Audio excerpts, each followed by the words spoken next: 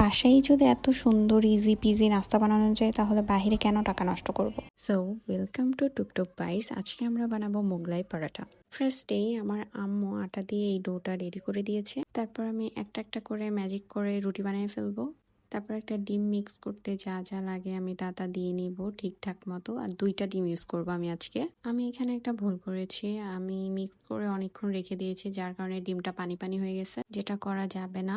আমি আরেকটা জিনিস মাস্ট ইউজ করি, ওইটা হচ্ছে ম্যাজিক মশলা। এটা দিলে অনেক মজা লাগে। আমি কিছু বানাবো আর ডিজাস্টার হবে না, এটা কি হয়?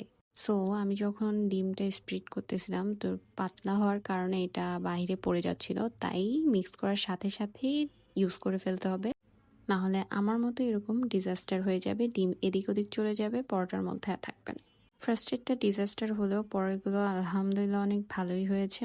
আর আমি ডুবো তেলে ভাজতে পছন্দ করি না, তোমরা চাইলে ডুবো তেলেও ভেজে নিতে পারো।